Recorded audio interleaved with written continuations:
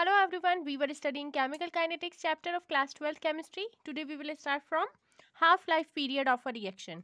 It is defined as the time during which the concentration of a reaction is reduced to half of its initial concentration. For zero order reaction, K is equals to R naught minus R upon T.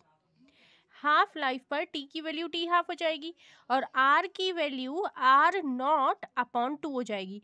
Are not initial value है उसकी, ठीक है, और are जो है वो value है T half पे.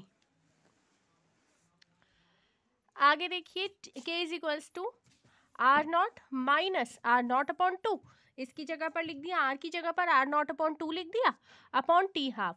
Are nought upon two T half हो जाएगा. यहाँ पर हम एलसीएम ले लेंगे, इसको ऊपर लेकर जाएंगे, एलसीएम वगैरह लेंगे तो इसको जब सॉल्व करेंगे, ठीक है, टी हाफ की वैल्यू यहाँ से आ जाएगी आर नॉट अपॉन टू के. तो टी हाफ जो है यहाँ पर आर नॉट के डायरेक्टली प्रोपोर्शनल है. It is clear from the above expression that half life of a zero order reaction is directly proportional to the initial concentration of the reactant. This is initial concentration of the reactant और इसके T half जो है वो directly proportional है. ठीक है, zero order reaction के case में टी हाफ डायरेक्टली प्रोपोर्शनल है आर नॉट के. For first order reaction K is equals to 2.303 upon T log R nought upon R होता है. ये हम पहले ही प्रूफ कर चुके हैं. हाफ लाइफ पर टी की वैल्यू टी हाफ हो जाती है और आर की value R nought upon two हो जाती है. इनिशियल वाली जो कंसंट्रेशन है उसकी हाफ रह जाती है, उसी को बोलते हैं टी हाफ. ठीक है, K is equals to 2.303 upon T half log R nought upon R की जगह लिख देंगे आर नॉट अपॉन टू. ठीक है, इसको जब सॉल्व करेंगे तो ये log 2 आ जाएगा और log 2 की वैल्यू होती है 0.3010. ठीक है, आगे देखिए k is equals to 0.693 upon T half equal to 0.693 upon K. T half की वैल्यू यहाँ पर आर नॉट के इक्वल नहीं है. ठीक है, T half first order reaction के लिए होता है 0.693 अपॉन के. It is clear from the above expression that half-life of the first order reaction is independent from the initial concentration of the reactant.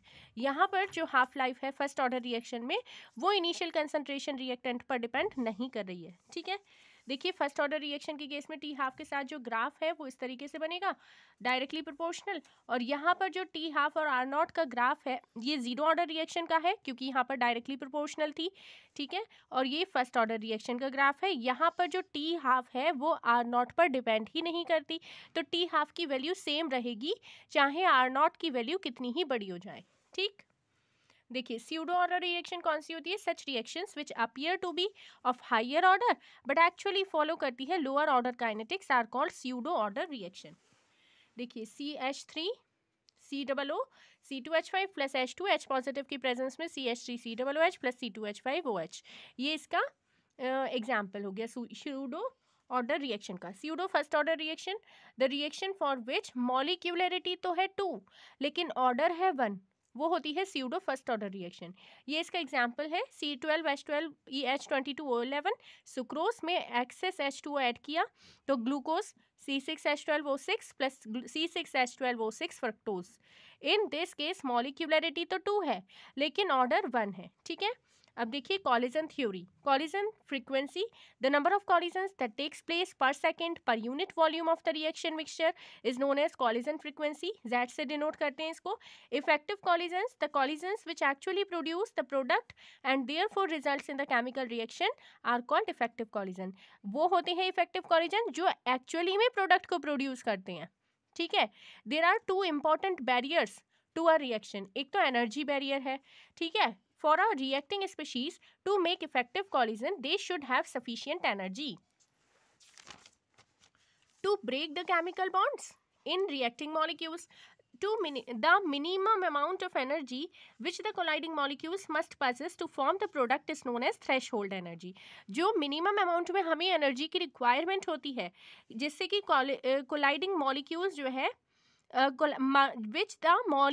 which the minimum amount of energy which the colliding molecules के पास होनी चाहिए, वो minimum energy जो colliding molecules के पास होनी चाहिए जिसकी वजह से वो कॉलिजन के बाद प्रोडक्ट को प्रोड्यूस कर सके, वही होती है थ्रेशोल्ड एनर्जी। ओरिएंटेशन बैरियर है second barrier. The colliding molecules should also have proper orientation so that the old bonds may break and the new bonds are formed, CH3Br plus OH negative, CH3OH plus Br negative। ठीक है, देखिए ये इसके example है, यहाँ से ये Br, ये CH3Br जो है वो OH नेगेटिव के साथ रिएक्ट कर रहा है, तो ये दो बन रहे हैं, दो ओरिएंटेशन है इसकी, एक तो ये इम्प्रॉपर ओरिएंटेशन है, देखिए इस तरीके से अगर हम ऐड करते हैं, और ये जो है ये प्रॉपर ओरिएंटेशन है, अगर ये OH इस साइड एच चला जाता है तो यहाँ पर कोई प्रोडक्ट नहीं बनता है, यहाँ पर प्रोडक्ट बन जाता है CH3OH और Br ये अलग हो जाएगा तो Br। ठीक है, देखिए टेम्परेचर कॉफिशिएंट क्या होता है, the rate of a reaction और rate constant becomes almost double for every 10 degree rise in temperature, इसको बोलते हैं temperature coefficient. Temperature coefficient equal to rate constant at T plus 10 degree Celsius upon rate constant at T degree Celsius.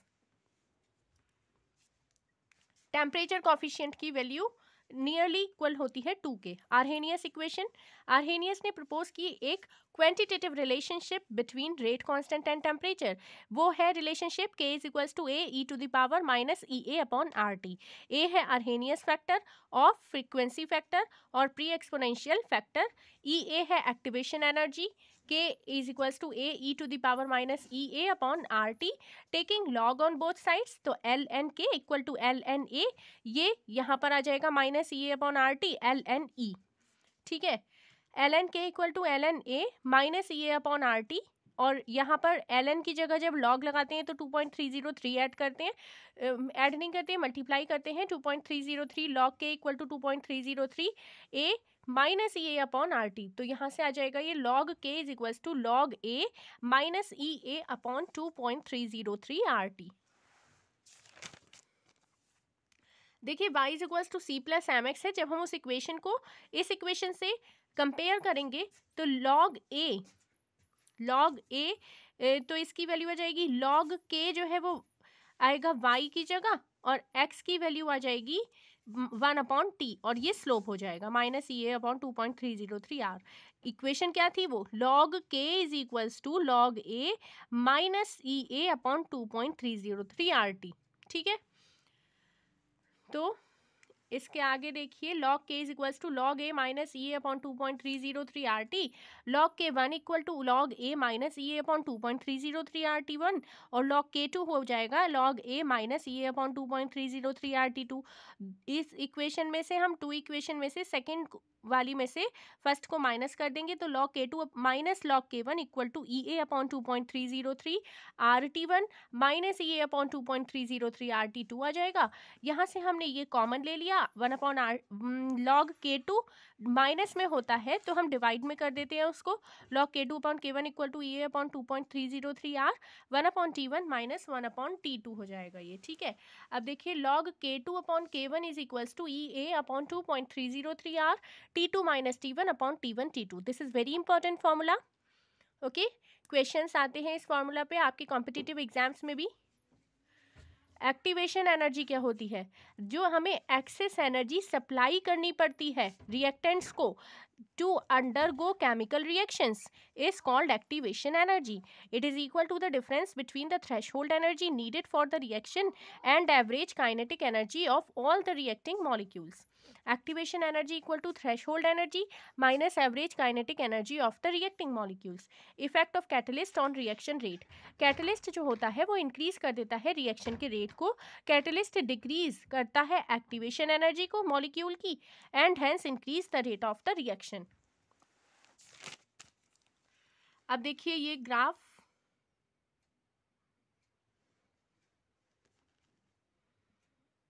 देखिए ये है reactant की energy और यहाँ पर है ये प्रोडक्ट की एनर्जी, ये प्रोग्रेस ऑफ रिएक्शन है और इधर एनर्जी है। ठीक है, ये देखिए विदाउट कैटलिस्ट, सबसे पहले देखिए विदाउट कैटलिस्ट ये यहाँ से यहाँ तक ये एक्टिवेशन एनर्जी तक जाना पड़ेगा हमें। ठीक है, ये एक्टिवेशन एनर्जी है विदाउट कैटलिस्ट इतनी है, और जब हमने कैटलिस्ट को ऐड कर दिया तब एक्टिवेशन एनर्जी इतनी हो गई। कम हो गई एक्टिवेशन एनर्जी, तो कैटलिस्ट एक्टिवेशन एनर्जी को कम कर देता है। ये है एक्टिवेशन एनर्जी विद कैटलिस्ट। ठीक है, यहाँ तक आ गई है, पहले इतनी थी। ठीक, ये डिफरेंस है एक्टिवेशन एनर्जी का, इसको डेल्टा एच बोलते हैं। ठीक है, okay, this chapter complete here. Okay, if my videos are helpful for you, then please subscribe this channel Learning Point. Thank you.